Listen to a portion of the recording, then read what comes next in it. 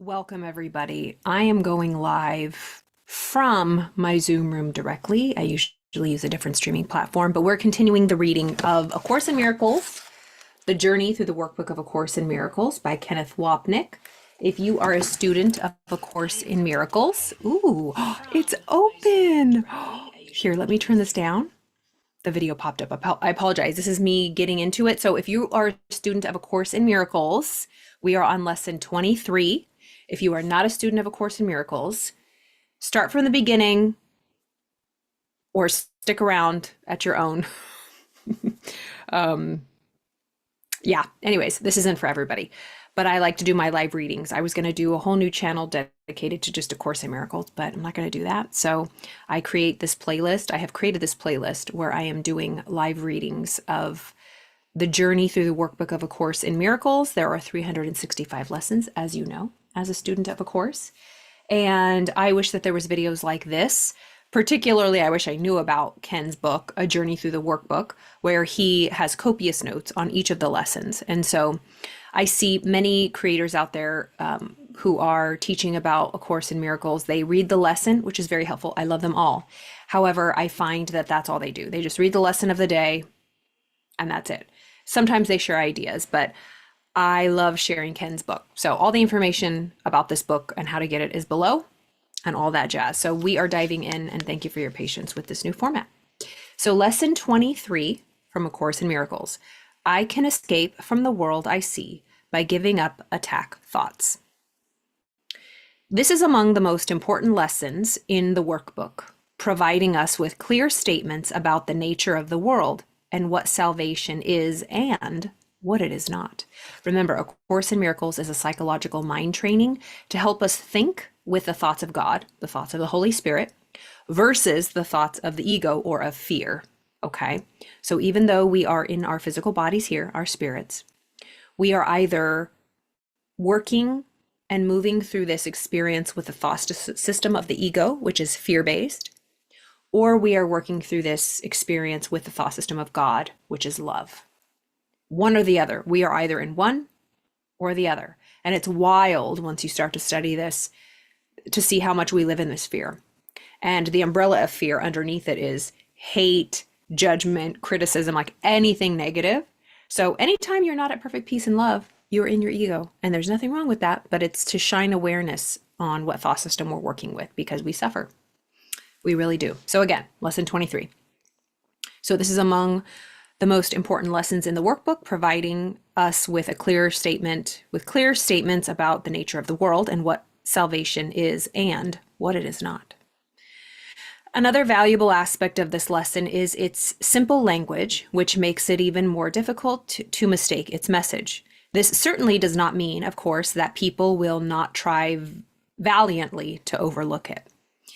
And Ken, who is one of the greatest teachers, Kenneth Wapnick, it helps us to understand what the Course is really saying. Again, if you are a Course in Miracles student, you understand that, like, what is this really saying? You want to throw the book out the window because it's radical. It's wild. It's completely opposite of the thinking of this world. It states that this is just a dream, that we are one with God and we are just dreaming we're here. We think we're separate. We think we're individual, which causes a lot of fear within us and anxiety and all the things that come with it. So really salvation is being saved from our insane thinking, being saved from the thought that we could be separate, that I could be here and you could be there, that we're two separate bodies, when really we are one. But our ego thinks that we are separate, right? I think I'm Carla here on this planet. And it seems that way. It's kind of like a big virtual reality game. It's wild. And, A Course in Miracles really does match up with, the teachings here match up with quantum physics these days. One of my favorite, I believe he's a quantum physicist, Daniel Hoffman. There was a recent episode with him on The Diary of a CEO. And what he's teaching and how he's describing, it's just like what A Course in Miracles teaches, but he didn't mention it. I don't know if he reads A Course in Miracles. I don't think he does. But it's very in alignment. So it's basically like, the difference between duality, the world we live in, dual, two things, me, you, subject, object, up, down, hot, cold, this world of duality, this physical plane, as opposed to non-duality, like pure non-duality, oneness. There is no separate things. Of course, we can't fathom that because we are in a world of things, but that's the goal. It's kind of very Buddhist in nature. So why isn't this letting me search? Okay, so I think it was Daniel Hoffman. Yeah, Daniel Hoffman. And then I'll put Diary of a CEO. I want you to see this because if you're into A Course, you'll appreciate this.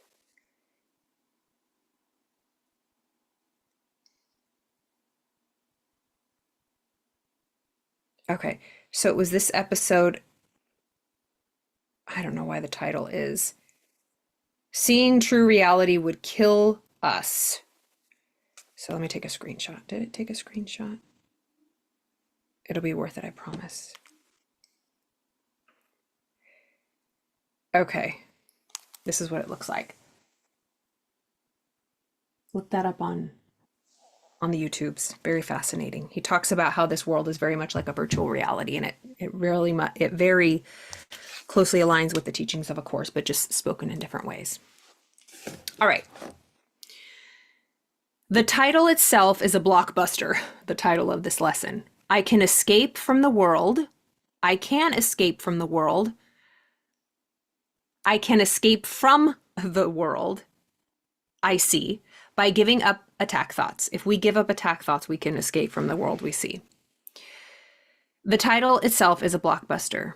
The world we see is a world of death, vengeance, violence, pain, and suffering. I mean, just think about that. Would anybody disagree? Yes, there is good in this world, but do you think this is a world God would have created? I mean, we ask ourselves that all the time. What God would let this happen? Why would God let this happen? A Course in Miracles says God would not let this happen because God has nothing to do with this, which is radical, especially if you grew up religious. And it's not saying God doesn't exist. It's just saying God is one and has nothing to do with this. We are dreaming all of this up. It's an ego thought. We want it to be separate. It's like the prodigal son story, the prodigal son story of we were happy at home with our father and we thought we could do it better ourselves, or we wanted to do it on our own. Hence, it was just a thought. It never really happened, but we're still dreaming that that happened. And then we feel very guilty about it. We feel so guilty that we like even thought that. Anyways, if you're into this, you know what I'm talking about. The world we see is a world of death, vengeance, violence, pain, and suffering. It might also be described as a world of pleasure and happiness, but no pleasure and happiness in this world lasts. As they begin to fade, our anxiety and anger grow, our specialness feels unfulfilled, and we inevitably experience pain. Jesus is teaching us now that the way to escape from this pain is not by doing anything to the world, but by changing how we look on the world. Nothing we do out here, we can just move furniture around. It doesn't matter. This is just an effect. The cause is within. If we want to have a different experience of out here, we first must change the way our true vision is in here, not this vision, this vision. Because once we get this vision, then this vision will follow. So as these good things begin to fade, all of our anxiety and anger grows and our specialness feels unfulfilled. Jesus is teaching us now that the way to escape from this pain is not by doing anything in the world or to the world, but by changing how we look on the world. The idea for today contains the only way out of fear that will ever succeed. Those are strong words when you think about it. Like, these are absolutists. Like, these are very strong words. And the Course in Miracles is also known as the voice for Jesus. Like, Jesus is talking to us according to A Course in Miracles. Again, this is lesson 23. The idea for today contains the only way out of fear that will ever succeed. Nothing else will work. Everything else is meaningless, but this way cannot fail. You do not deal with fear by overcoming it directly or by changing anything of the world or the body. You can escape from fear only by changing its cause, which is the decision to be separate. Again, our greatest fear comes from being alone and separate from our Creator and from each other. And death represents, all of that. So you can escape from fear only by changing its cause, which is the decision to be separate. So making a decision for oneness and wholeness. Many of the world's methods will work, but not all the time. In other words, the gains you may receive from following the world's guidelines will not last, no matter how noble and ideal they might seem, because the cause of the distress is overlooked. Let me read that again. So many of the world's methods will work, but not all the time. In other words, the gains you receive from following the world's guidelines will not last, no matter how noble or ideal they might seem, because the cause of the distress is overlooked. This was Jesus's his pointed response to Helen, the woman who channeled this, to which she shall return periodically, which we shall return to periodically, when early in the dictation, she asked him to remove her fear. So Helen Schucman was a clinical psychologist, I believe, who taught in the 60s and 70s at Columbia University.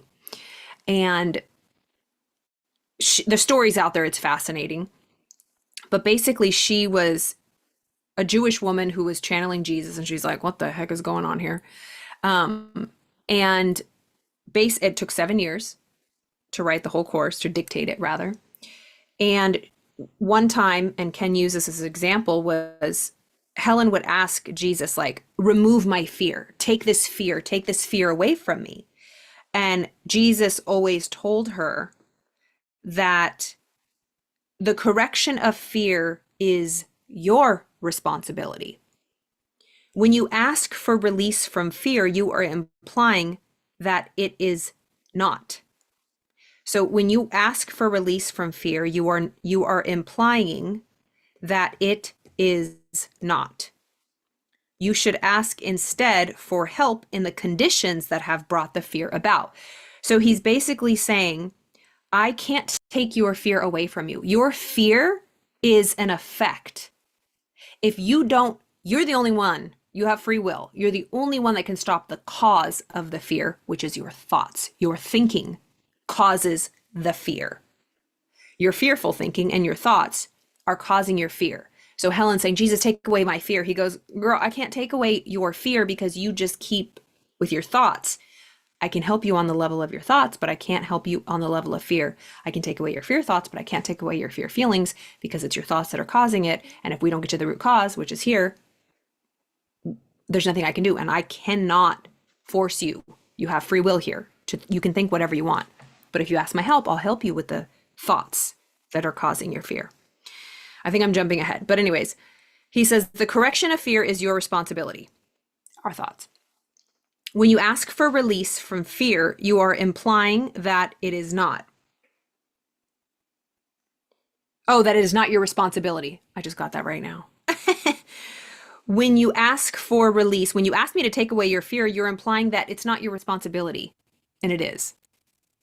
You should ask instead for help in the conditions that have brought the fear about. Again, our thoughts. These conditions always entail a willingness to be separate. You may still complain about fear, but you nevertheless persist in making yourself fearful. If I intervened between your thoughts, which are cause, and the results, the effect, I would be tampering with the basic law of cause and effect, the most fundamental law there is. I would hardly help you if I depreciated the power of your own thinking. This would be in direct opposition to the purpose of this course. It is much more helpful to remind you that you do not guard your thoughts carefully enough. And so there's a very, famous line in just these words of like, be vigilant. We are far too tolerant of mind wandering. Are we being vigilant to what thoughts we are entertaining? And if we feel like garbage, it's because what is going on, consciously or subconsciously? And if we are addicted to a certain way of thinking because it makes us feel a familiar way or just makes us feel better, we can't blame anybody but ourselves. It's, again, not about fault, not to make ourselves guilty. It's just about understanding the power of our thoughts. So Jesus is saying, listen, you still complain about fear, but you keep making yourself fearful. You keep thinking you're separate and thinking separated thoughts and ego thoughts. And if I came in between your thoughts and their result, if I intervened, if I let you think whatever you want, and then I stepped in and cleaned up the mess that these caused, he's tampering with the basic law of cause and effect, because every cause has an effect. If you are going to take part in the cause, you can't not take part in the effect. Your thoughts are cause. Effect is the feeling and the emotion, the experience. We cannot outrun the effect of our thinking. That's why it's so important to guard our minds, guard our hearts, guard our minds with all of our might, because all of life comes from it.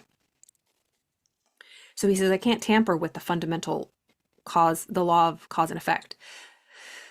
I would hardly help you if I depreciated the power of your thinking. So your thinking is all powerful. And he said, if I came in and took away the power, the effects, good or bad, then that's going to diminish.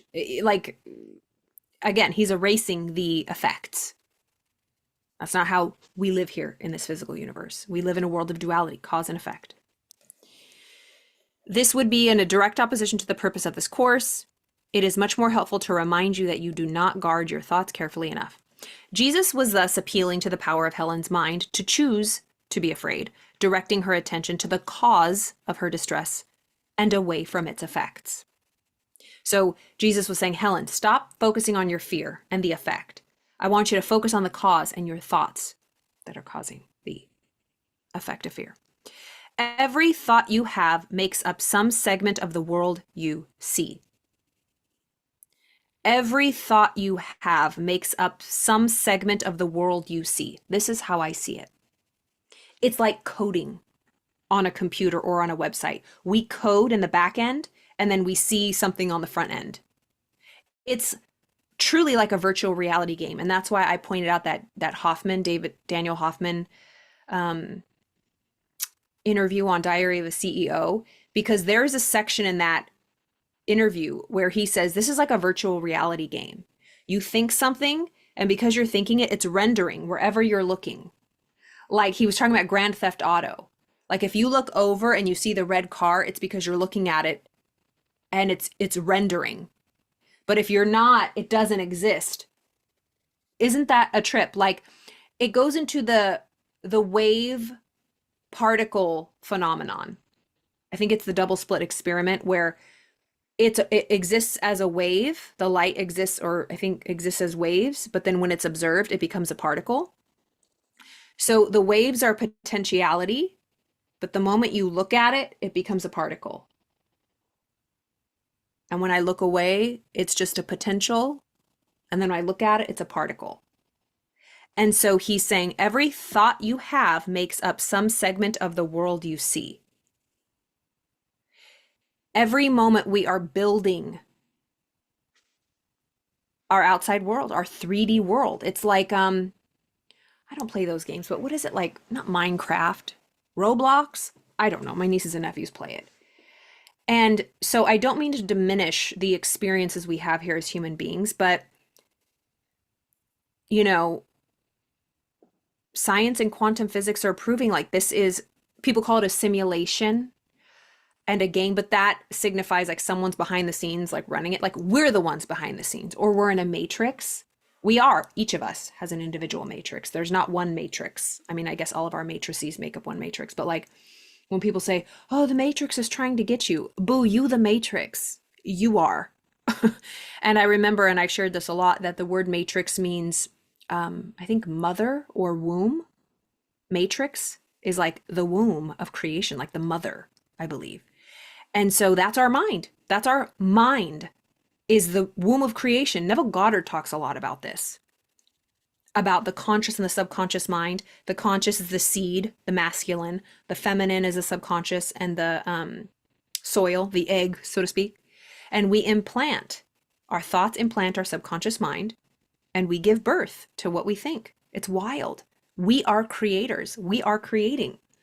Not ultimately, but in this reality we are. This is not true reality according to A Course. This, again, is a dream, a nightmare for most. It can be dreamlike sometimes, but this is like that last bridge to cross. And again, a lot of people aren't comfortable. I sure wasn't. I'm not here to preach it. So again, if you're not into Course in Miracles, please just turn this off because I don't blame you. But the Course is saying God did not create this physical universe. God is very real and God created you, but God did not create this physical universe. You did. We did. It's a figment of our imagination and we're believing it, and it's a shit show. It's a nightmare. It's ego. It's fear-based. And although we can have moments of goodness, it never lasts. We're all going to die. And it's like, what kind of cruel God would kill? Like, they say, whatever God created, cannot be destroyed. And so if we can be destroyed, did God create our bodies?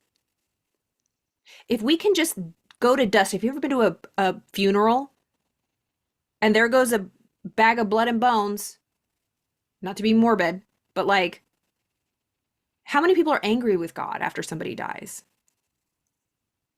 This precious, to us, flesh that's going to decay and rot. What God would do that? All loving.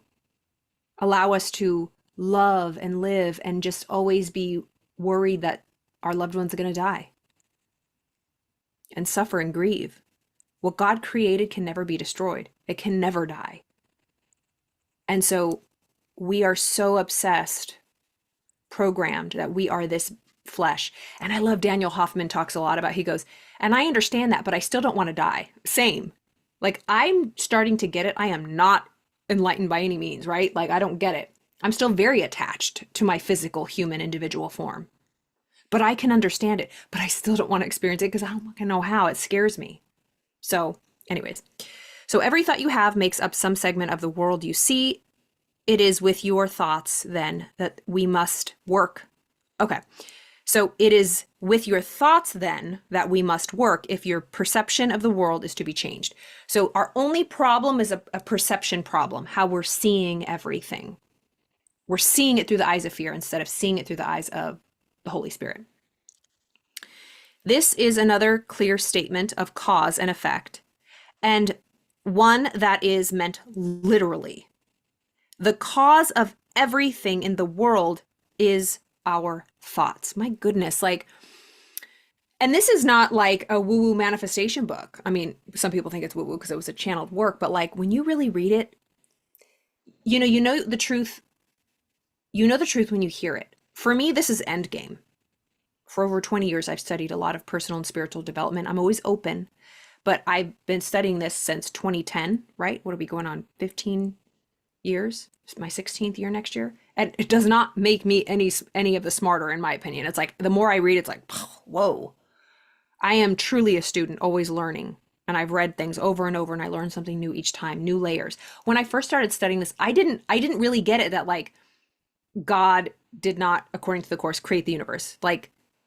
Not even just my body or the earth, the whole universe, aliens included, reincarnation included. Oh, oh, poop, I threw it away. Anyways, I had this drawing of how I see the universe and what's happening and kind of when it clicked for me. Anyways, I'm getting off topic. So let's listen to that again. The cause of everything in the world is our thoughts. And the effect is everything we experience in the world. So everything in the world is is an effect of the cause of our thoughts. So we think, cause, effect. How does anything get created? Think of this, what is it? A pen for the iPad, Apple Pencil, whatever. This was an idea in somebody's mind, Steve Jobs, people at Apple. This was a thought. This was a wave, a potentiality. Pretend this is a wave. It's just a thought. It's an idea. And then when they put their attention on it, it turned into something I can physically hold in this 3D world. Through attention, energy, focus, taking action, building it, And now I have it here in my hand. But this was first just an idea that nobody could see. It was energy, a thought. Now it's form in my physical hand.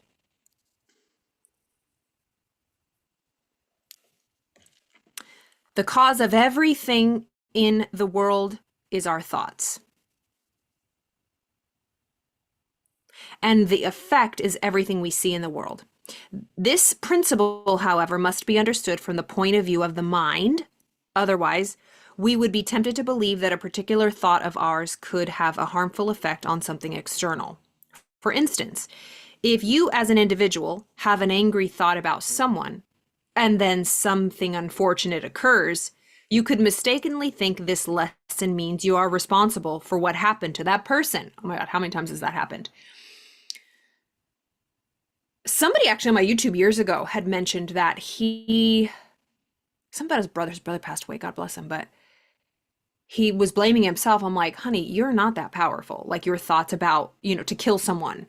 You know what I mean? I mean, I guess they could if he, took the actions, but like, we are not, let's see what it says. I want to say many things, but I don't want to confuse this. Okay. So he's saying, don't take this literally. So just because we have an angry thought about someone and they're struck dead by a truck didn't mean we did that.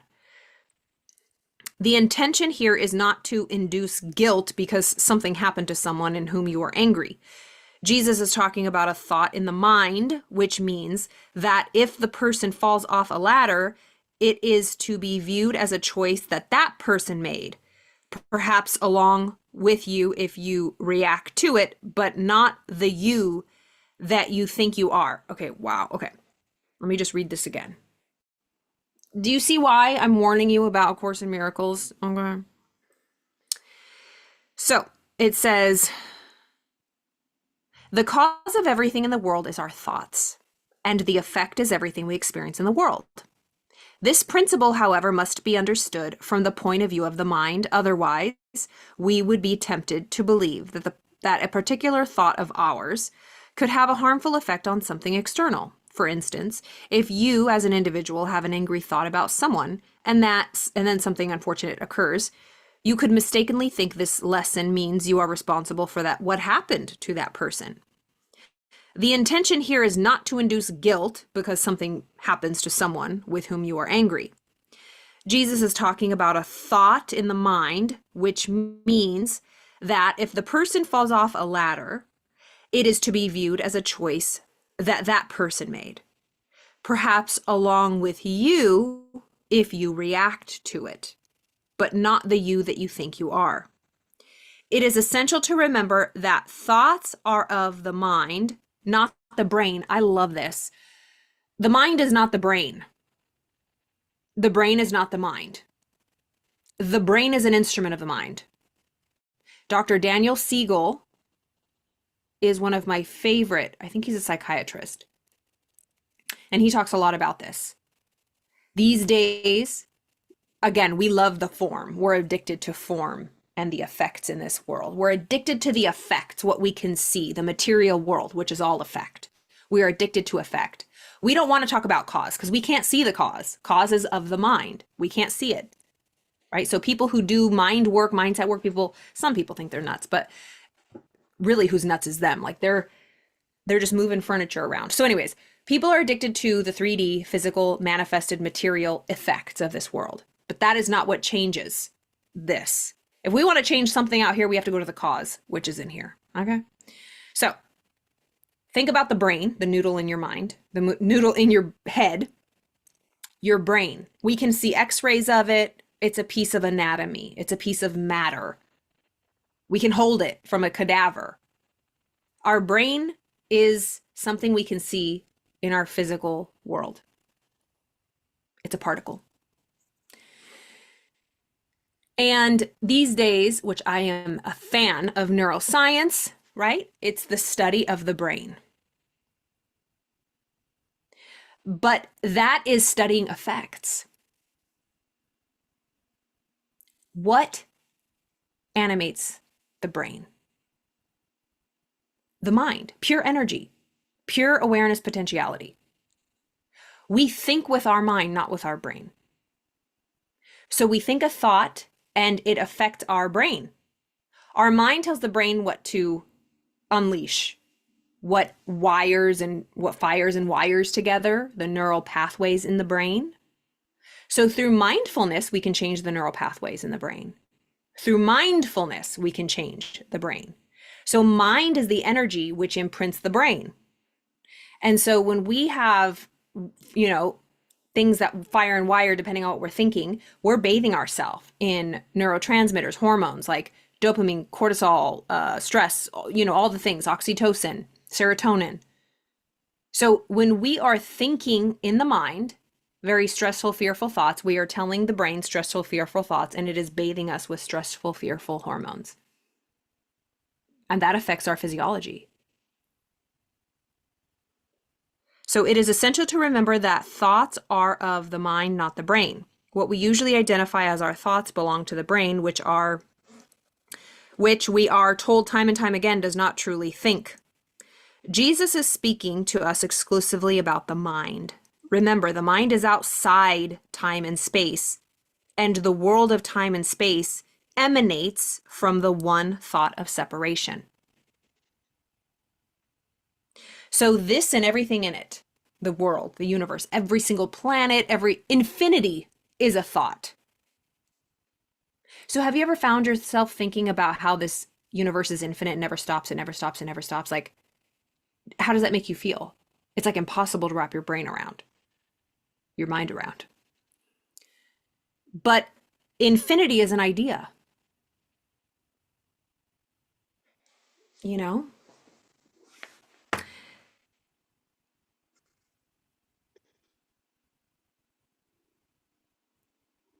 Our mind is outside of this whole experience. So that is like what's coding behind the scenes. Our mind is outside of this whole experience. But we are asleep and we are dreaming this whole thing, according to A Course in Miracles. Isn't this a trip, y'all? Lesson 23. So it is essential to remember that thoughts are of the mind, not the brain. What we usually identify as our thoughts belong to the brain, which we are told time and time again does not truly think. Jesus is speaking to us exclusively about the mind. Remember, the mind is outside time and space, and the world of time and space emanates from one thought of separation. Once we believe we are here, everything appears to be real and governed by laws we have established. These will always be some expression of cause and effect. For instance, I drink poison and my body experiences the effect. I become ill and may even die. Both the seeming cause, my drinking the poison, and the seeming effect, my body's illness or death, are effects of a larger cause, which is the thought that says, I am going to prove I am right and God is wrong. I am going to prove separation is real, the body is real, and that sin most definitely has an effect, my death. So this whole idea of sin, we did something very bad, we feel guilty about it, and we're very fearful we're going to be punished. So we feel so guilty. If you've ever felt guilt in your life, or like you're going to be in trouble, like this is a deep, deep subconscious fear that we all have, according to A Course in Miracles. And the basic cause is I am right, like the ego. I am separate. I am right. I am a bad person. I'm a bad soul that left the perfect oneness of God. And we want to prove that we are right and God is wrong. This is a concept that you have to hear a lot to get, I know. This lesson is obvious. This lesson, as is obvious, does not truly discuss these principles. That is the function of the text. But its underlying teachings are certainly reflected here. Jesus is not expecting students at this point to have a thorough understanding of the text's theoretical principles. He simply asks us to begin practicing the exercises. Consistent practice will eventually lead to an understanding of the deeper metaphysics of A Course in Miracles thought system. Recall, the world was made as a defense against getting in touch with the thoughts in our minds. It is with your thoughts, then, that we must work. Is an extremely important statement. This is a course in mind training, a course in changing your mind and how you perceive. In practice, changing how you think really means changing the teacher from whom you will learn. The bottom line of A Course in Miracles is always, do I choose my ego to teach me how I should perceive the world, or do I let Jesus or the Holy Spirit be my teacher? My thoughts, guilt, anger, and suffering, or thoughts of peace and forgiveness, automatically follow from the teacher I have chosen. That is why it is important to understand that an integral part of the course's curriculum is developing a personal relationship with Jesus or the Holy Spirit. From that relationship, our right-minded thoughts and therefore our right-minded perceptions and behavior will inevitably follow. Okay, so more about the actual lesson 23. If the cause of the world you see is attack thoughts, you must learn that it is these thoughts which you do not want. There is no point in lamenting the world. There is no point in trying to change the world. It is incapable of change because it is merely an effect. But there is indeed a point in changing your thoughts about the world. Here you are changing the cause. The effect will change automatically. Okay, back to Ken's notes. It is necessary first to accept the premise that the cause of the world is attack thoughts. This is true both on the larger level, that the cause of the entire physical universe is an attack thought, as well as on the personal level, that the individual world of our physical and psychological self is caused by an attack thought, which is the belief that we are separate. Jesus is telling us that to express it in a specific example. If you do not like a shadow on the wall, you do not approach it and try to change the shadow, ignoring the object that is casting the shadow. If you do not like what you see on the wall, change the object. To try to peel off the shadow or modify it in some way is silly.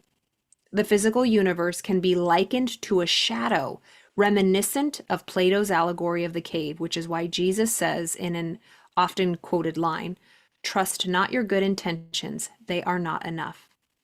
It is the well-intentioned people in the world who want to change, fix, or make it better. They will succeed up to a point, but they will ultimately fail if they ignore the world's underlying cause of separation. If you haven't heard of that allegory, Plato's allegory of the cave, there's all these people chained down and there's a light coming out from the real world outside, but the light is casting their shadows on, oh no, yeah, the light is casting the shadows of the people walking by the cave onto the wall, and the people think that that's reality, that the shadows are the reality, when really they don't know that there's actual people and objects casting these shadows. And is it Plato that gets free and runs out and says and sees that there's a real world out there, that he's been locked in this cave thinking that these shadows are reality when there's really objects that are casting the shadows. The shadows are just shadows of the real people. And he comes back to the cave and says, "Oh my gosh, you guys, come on, let's go out." And they think he's crazy, and I think they kill him. Don't they kill him? That's how addicted we are to the shadow, to this reality, to this universe. I love that. I'm going to read that again. Jesus is telling us that, okay, hold on.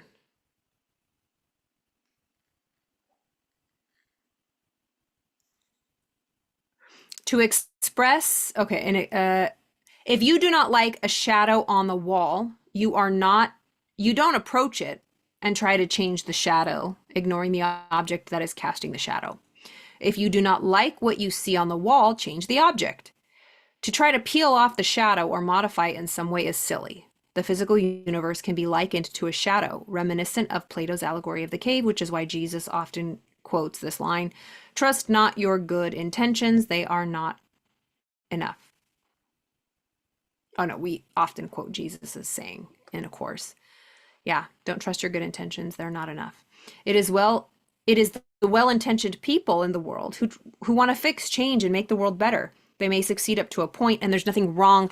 So this is another thing. It's like, oh, well, this is all a dream. It doesn't matter. Why are we trying to do good anyway? Why should we save the animals and try to make this a better world and save the water and the children?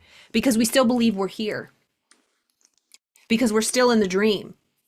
It's okay to have preferences in the dream and make the dream as pleasant, they call it a happy dream, as you can, but know that it's not real. It's all going to end eventually when we're ready to wake up and give up the dream altogether and understand that this is not reality.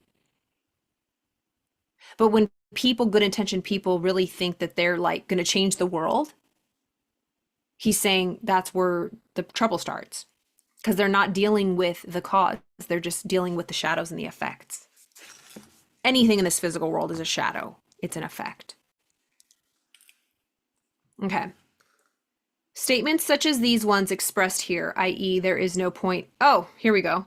There is no point in trying to change the world, have frequently been taken out of context by course students and wrongly interpreted to mean that we literally are to do nothing. They erroneously think this means that we should let rapists go free, Hitlers invade countries, and environments go to hell. Pay no attention to what we put into our stomachs, etc. Because the world and the body are just illusions, and all we need to do is change our minds. This, however, is exactly the opposite of what Jesus is teaching us. Ultimately, it is true that the universe is illusory and nothing here matters. But as long as we believe we are here, our bodies are symbols. And before we can let them go, we first have to change what they symbolize, from separation to joining, attack to forgiveness. Boom. That was a beautiful explanation. Thank you, Ken. We thus return to the central point, changing our teacher. If we have chosen Jesus, he will have us act in a loving way, in forms understood by the world. Lesson 184 makes that explicit point. These passages, therefore, should not be used as an excuse for doing nothing about the world or other people's bodies. Okay, so he's saying these passages, therefore, should not be used as an excuse for doing nothing about the world, to our own bodies, or other people's bodies. Rather, whatever we do about the world or ourselves should be done with Jesus's guidance instead of the ego's. As he says later in the context of perceiving specifics to learn abstraction, we need to see a little. We need to see a little that we learn a lot. And so just back to this, again, A Course is saying that we are in this dream. We think we're here and we think it's real. So don't go around and say, oh, you just lost your husband. Oh, well, it's not real anyway. It doesn't matter. Like, no, be normal. Ken always says, be normal. We all think we're dreaming this. So don't be weird. This is not something you go around and share with people. It's and it's not for everybody. By the way, A Course is not for everybody. And it doesn't claim to be the only way. It's one way back home to the oneness that we are. But I don't care where you come from. Like, there comes a point when you realize, like, this isn't working. Like, this is a shit show. This is hell. Even if things are good for a while, it doesn't stay that way, you know? And so you realize, like, what is really going on? What is the meaning? What's the point of it all? This by far makes the most sense to me.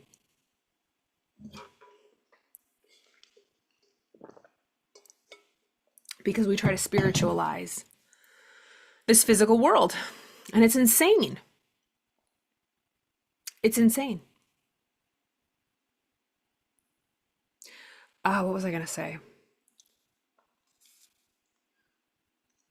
So he's saying, don't let it be an excuse. Don't let this lesson be an excuse for not doing anything about the world or to other people's bodies. Oh yeah, we're going through this experience this dream either, we're going through it whether we like it or not.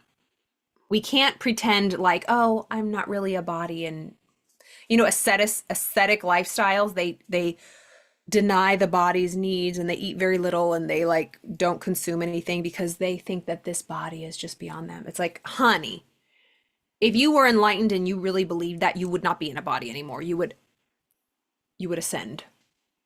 But while we are here, we believe it, or we wouldn't be here. We are only here because we believe we're separate. And the whole point of the course is to understand that we're not. We are truly one. And that is releasing identification from this, which is really hard. I speak for myself. But again, this point for the third time I'm trying to make. We are walking through this dream, nightmare at times, either with the thought system of the Holy Spirit and of love, or the thought system of ego and of fear. With Holy Spirit and love, it gets us out of this game. With the ego and the fear, it gets us deeper into this game. And we suffer. Okay, so he's saying, thus, we practice on the little things of the body so that we may come to learn about the magnitude of spirit. So that was what he said. When we're perceiving, okay, we need to see a little that we learn a lot. Thus, we practice on the little things of the world, of the body, so that we may come to learn about the magnitude of the spirit. It is highly unlikely Jesus would tell you, do not do anything because I will bring everything to you and the world is an illusion. He will not teach you that because you are still too terrified of understanding and accepting it. As long as you identify with your body, and that includes everyone who studies this course, its meaning for you has to be changed. You do not give up the body. You do not go from the nightmare of the ego to the truth of eternity.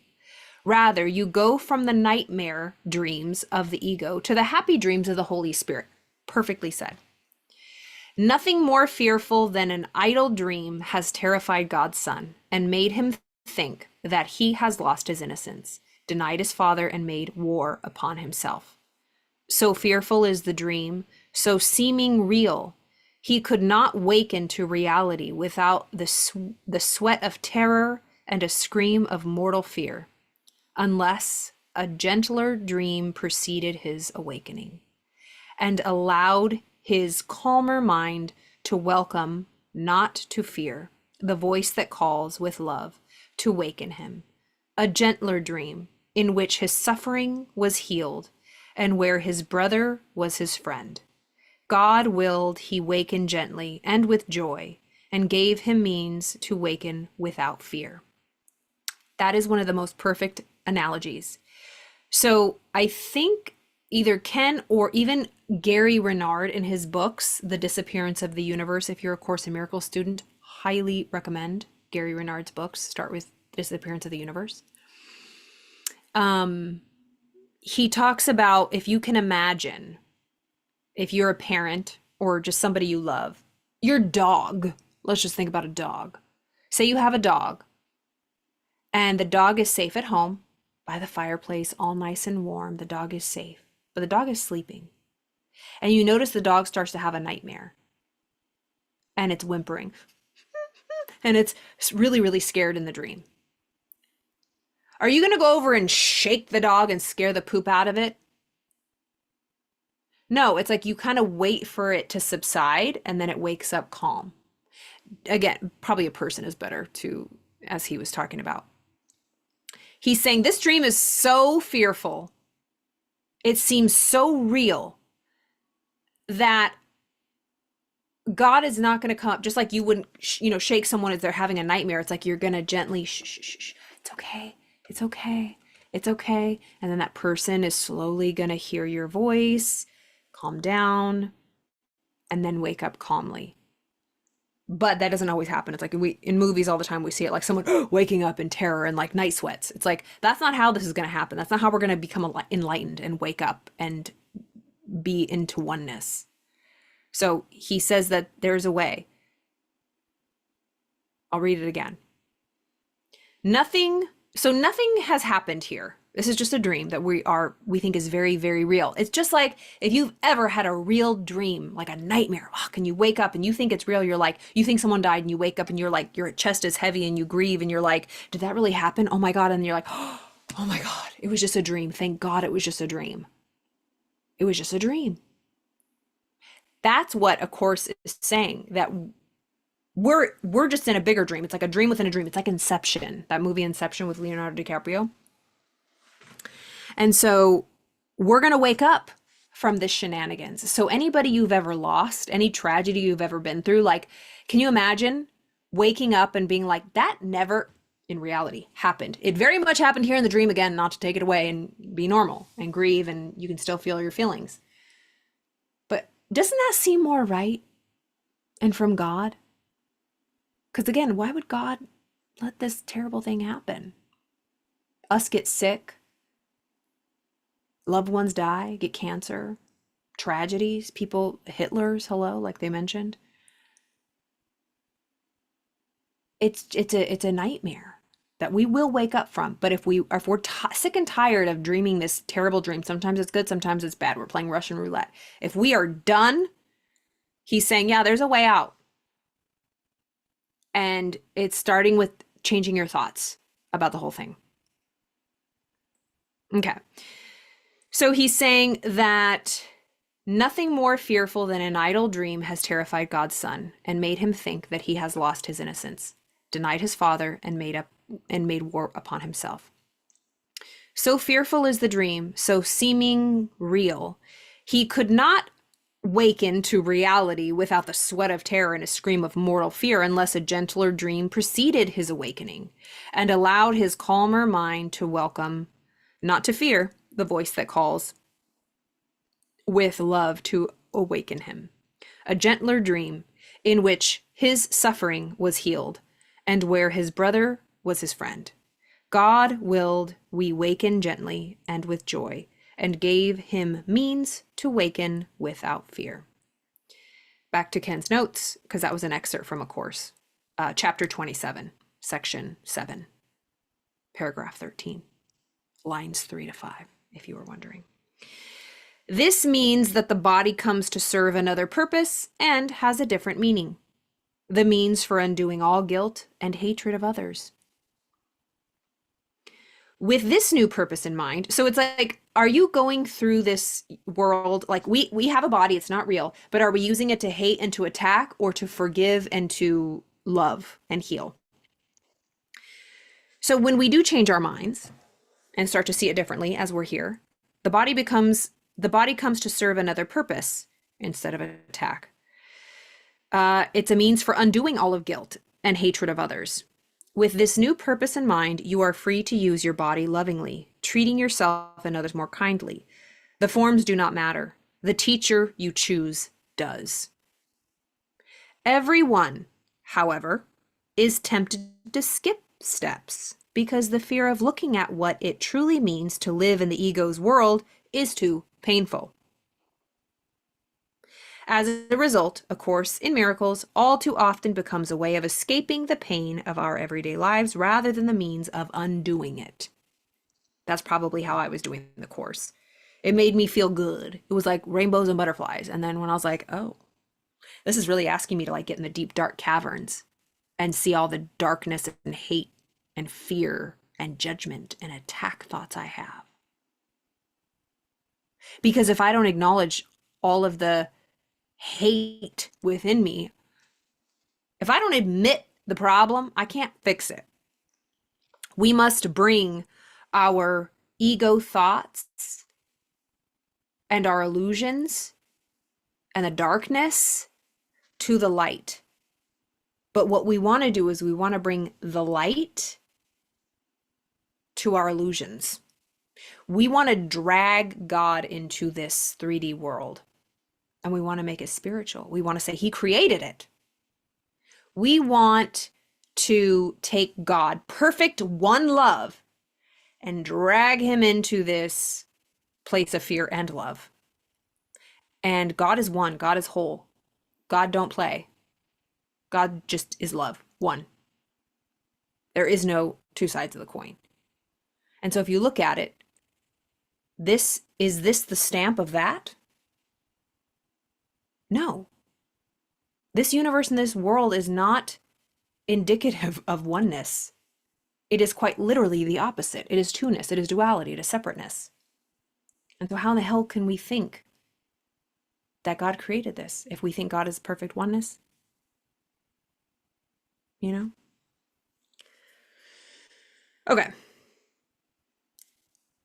So we look at people, we treat ourselves more kindly in other people. The forms don't matter. The teacher that we choose does. Everyone is tempted to skip these steps because the fear of looking at what it truly means to live in the ego's world is too painful. As a result, Course in Miracles is all too often a way of numbing. But if that's where you're at, that's where you're at. The Course in Miracles meets you, but just know that that's not the final road. We're trying to undo this whole thing, not just put lipstick on a pig, you know?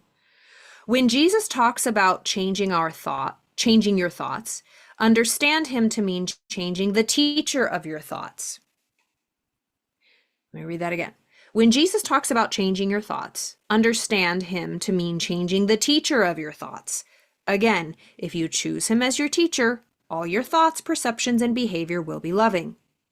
But be wary of the ego's ploy that would have you believe you are choosing Jesus when you are really choosing the ego itself. You can tell you have chosen the ego when you are caught in a way of thinking that causes you to look different from others, separating yourself in some way, behavior that makes you special. Anything that causes you to deny your body or to live in a way that calls attention to yourself, you can bet 99.99% of the time it's your ego and not Jesus. The real cause you want to change is your need to prove that you are right and Jesus is wrong, which you do not by establishing your personal identity. Oh, which you do. Okay, let me read that again. But I think that's funny because this freed me. And another teacher that I used to study really introduced me to this idea. And I think it helped through my addiction. I used to drink alcohol to cope. I've been sober for almost 7 years now, thank God. But it's just this idea that nobody understands me. I'm special. I'm different. You don't understand. I'm meant for something more. I'm special. That is an ego thought that you're special, you're chosen. That is so ego. You're more important than everybody else. You are anointed. Let's all bow down to you because you're special. It's everybody thinks that. Everybody thinks that they're special, that they're meant for something more. We all are special. We're all essential, but we're not more special than anybody else. But he's talking about the ego. We all want to be separate and special and different. We want to be different. We don't want to be like everybody else. We don't want to be a basic bitch. But if you're here, you're a basic bitch. Sorry. You can tell you have chosen the ego when you are caught in a way of thinking that causes you to look different from others, separating yourself in some way, behavior that makes you special. Anything that causes you to deny your body or to live in a way that calls attention to yourself, you can bet 99.99% of the time it is your ego and not Jesus. And let me just say this. This is not to beat ourselves up. This is not to shit on ourselves. We are amazing. And we can be even more amazing when we start to think with love. This can be good. This is not some terrible diagnosis of we're stupid idiots, we made a big mistake and we're just dreaming and we're fucked until we wake up. No. We can truly live in peace right now in love and have an amazing experience in this dream. More amazing than we can with the ego and with hate and fear.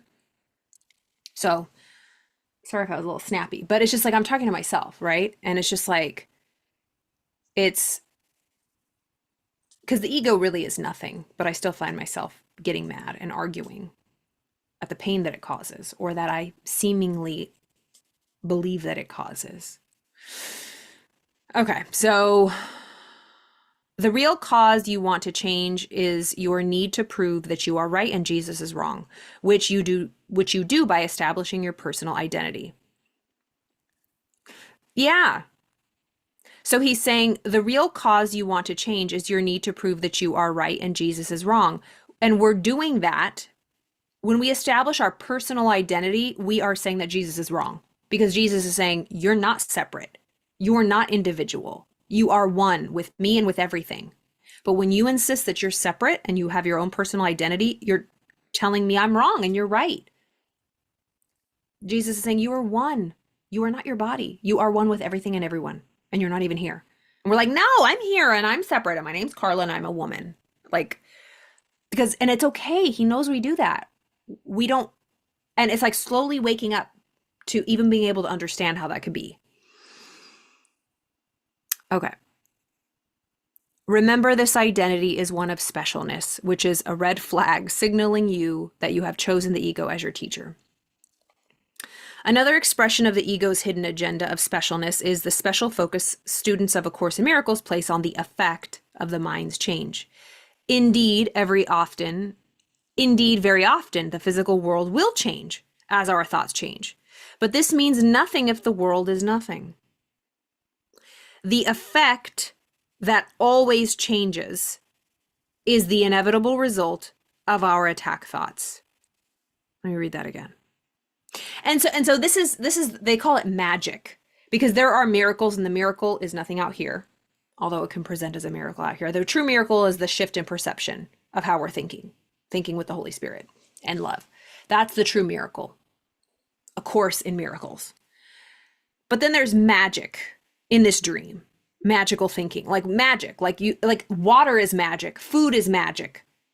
It's like you're in a video game, like, you know, in certain video games you collect food, like the Oregon Trail, remember that? Or like Mario Brothers, the mushrooms, you eat them and you get bigger. It's like, it's magic. Water keeps this bag of blood and bones alive. It's magic. Food is magic. Ibuprofen is magic. Tylenol is magic. It's all magic. And he's not saying don't use it. You're in the dream. Go for it. But what is your teacher? Who is your teacher as you're doing it? It's not real. But he's saying don't not do it. So he's saying that when we change our thoughts, things out here might change. It still doesn't make them real. It just makes the dream more happy. Okay, so he's saying another expression of the ego's hidden agenda of specialness is the special focus students of A Course in Miracles place on the effect of the mind's change. Indeed, very often the physical world, the effect, will change as our thoughts change. But this means nothing, because this really doesn't mean anything. It's an illusion. It's shadows, right? Oh, we change the shadows. Oh, and then we like love the shadows again. It's like they're shadows. It's cool. It's better. I prefer the shadow over the other shadow. But it's still not real. Don't make idols of it. So very often the physical world will change as our thoughts change, but this means nothing if the world is nothing. The effect that always changes is the inevitable result of our attack thoughts: guilt, anxiety, fear, depression, disease, etc. Peace will always result when these attack thoughts are given up. To place emphasis on the form of the effect is merely to allow the ego thought back into our minds. Okay, that right there.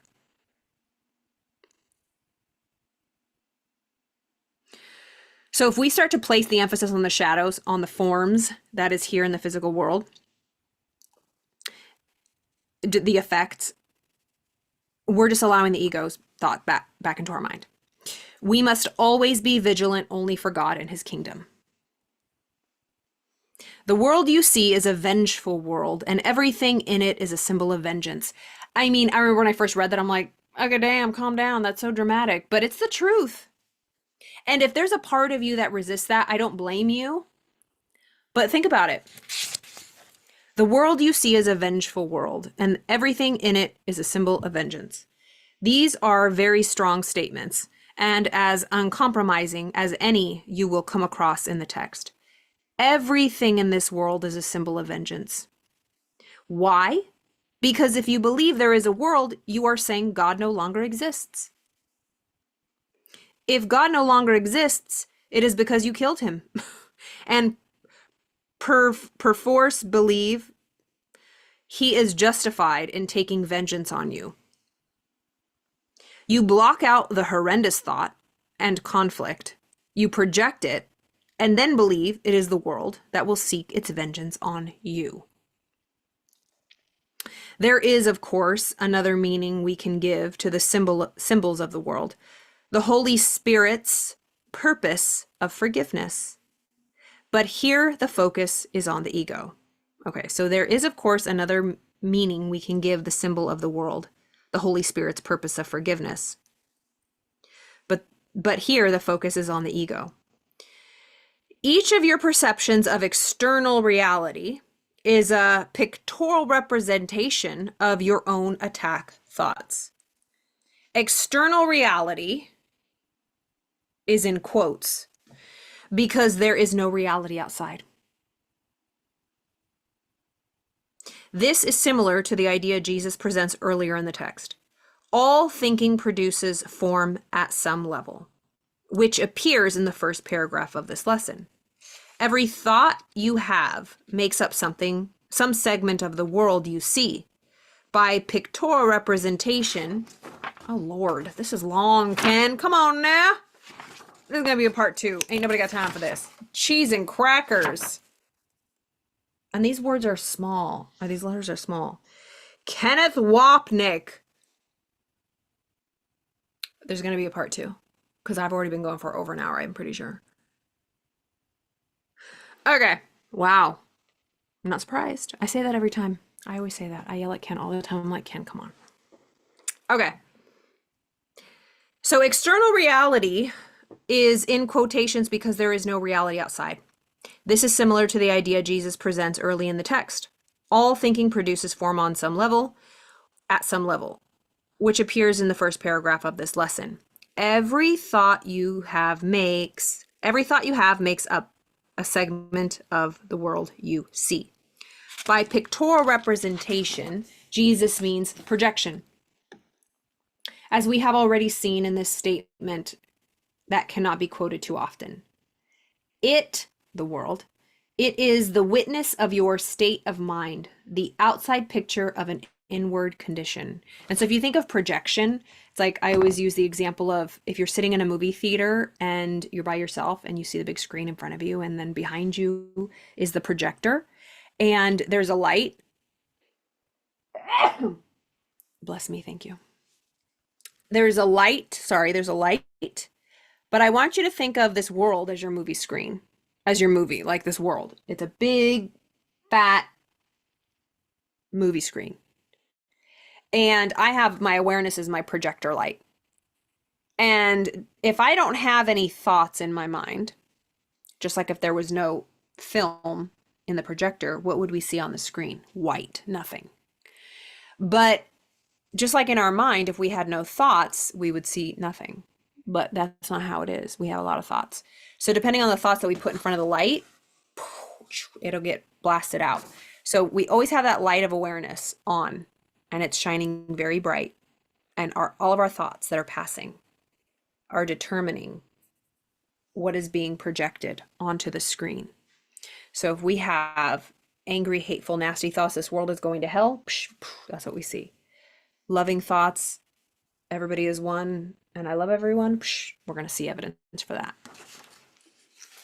So he's talking about projection. This world is the outside picture of an inward condition. Once again, Jesus refers to the thinking occurring within the ego system, which always reflects some aspect of attack.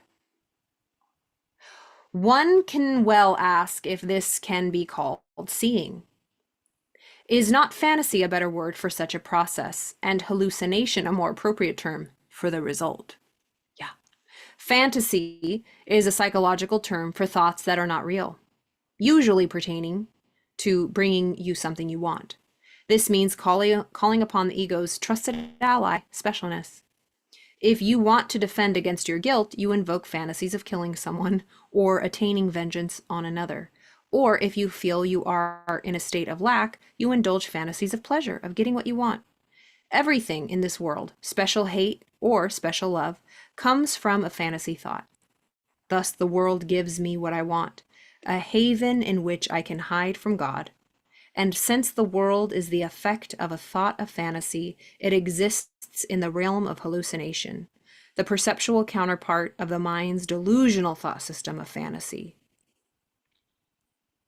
I'm going to put a pause right there. Okay. Lesson 23, part one, y'all. What a hefty one. It's been like over a month since I did one of these. Apologies.